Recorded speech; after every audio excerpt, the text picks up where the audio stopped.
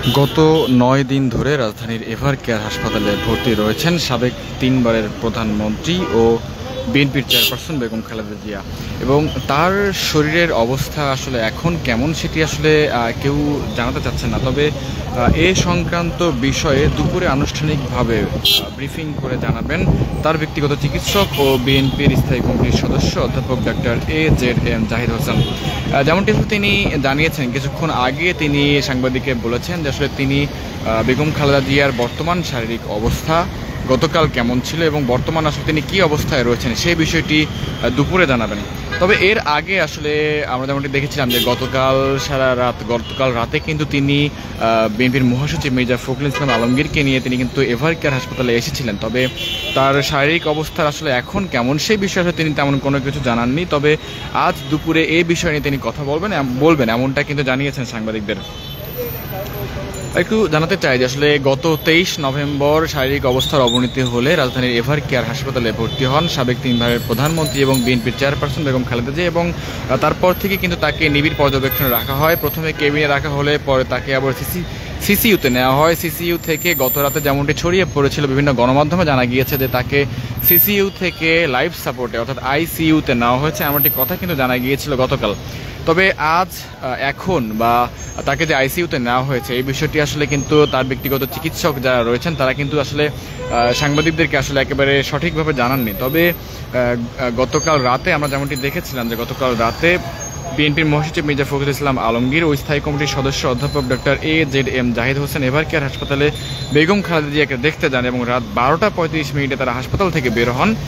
এরপর রাত 1টার পর থেকে হাসপাতাল এলাকায় হঠাৎ করে বাড়ানো হয় নিরাপত্তা। অর্থাৎ আমরা দেখেছিলাম যে গতকাল কিন্তু যেই বেগম খালেদা জিয়াকে কিন্তু ভিভিআইপি ঘোষণা করা হয় এবং তারপর থেকে কিন্তু তাকে SSF এর যেই নিরাপত্তা সেটি কিন্তু দেওয়া হবে এবং অতিরিক্ত পুলিশ কিন্তু এখানে আনা হয়েছে, সৃষ্টি করা হয়েছে কড়া নিরাপত্তা বলয় এবং চারদিকে স্থাপন করা হয়েছে ব্যারিকেড।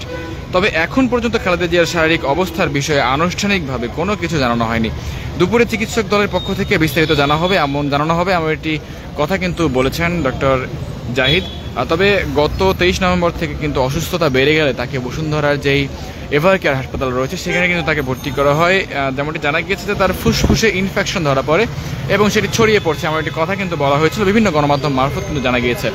এবং একটু জানতে চাই যে আসলে আজ সকাল থেকে কিন্তু আমরা এই এভার কেয়ার হাসপাতালের সামনে কিন্তু অবস্থান করছি এবং গতকাল রাতেও কিন্তু আমরা হাসপাতালের সামনে অবস্থান করছিলাম এবং বিভিন্ন মাধ্যম থেকে আমরা জানতে পেরেছি যে আসলে তাকে সিসিইউ থেকে আইসিইউতে নেওয়া হয়েছিল। তবে এটি আসলে আনুষ্ঠানিকভাবে দলের পক্ষ থেকে আসলে আনুষ্ঠানিকভাবে এখনও কোনো কিছু জানানো হয়নি। তবে যেই বিষয়টি জানা গিয়েছে যে জানাতে চাই সেটি হচ্ছে বিএনপির চেয়ারপারসন বেগম খালেদা জিয়ার চিকিৎসা সংক্রান্ত বিষয়ে দুপুরে আনুষ্ঠানিকভাবে ব্রিফ করবেন তার ব্যক্তিগত চিকিৎসক ও বিএনপির স্থায়ী কমিটির সদস্য অধ্যাপক ডক্টর AZM জাহিদ হোসেন।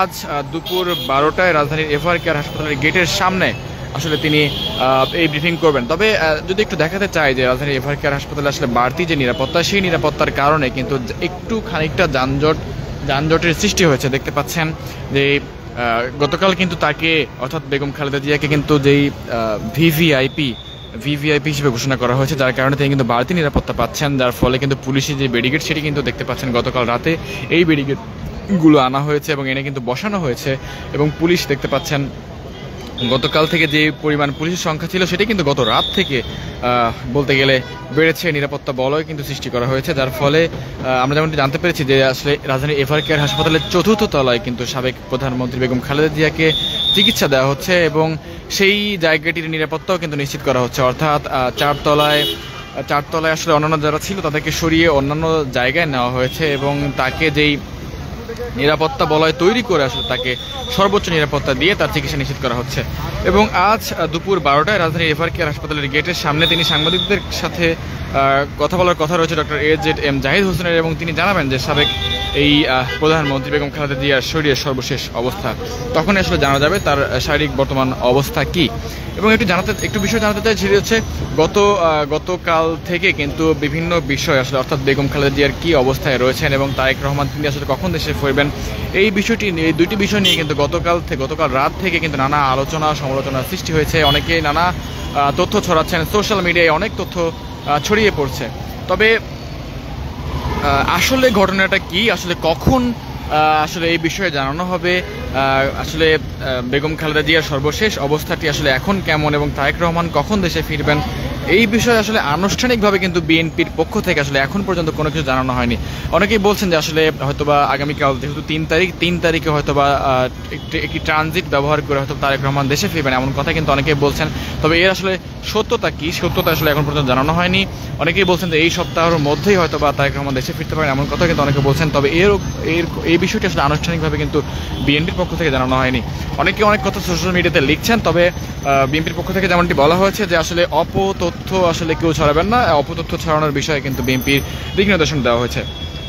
এবং আপনারা দেখতে পাচ্ছেন যে সকাল থেকে কিন্তু যেই এফআর কেয়ার হাসপাতালের সামনে কিন্তু দলীয় যারা নেতৃবৃন্দ রয়েছেন তারা কিন্তু অনেকে আসছেন, দলীয় কর্মীরা আসছেন, তবে তাদেরকে কিন্তু আসলে এখান থেকে সরে যেতে বলা হচ্ছে।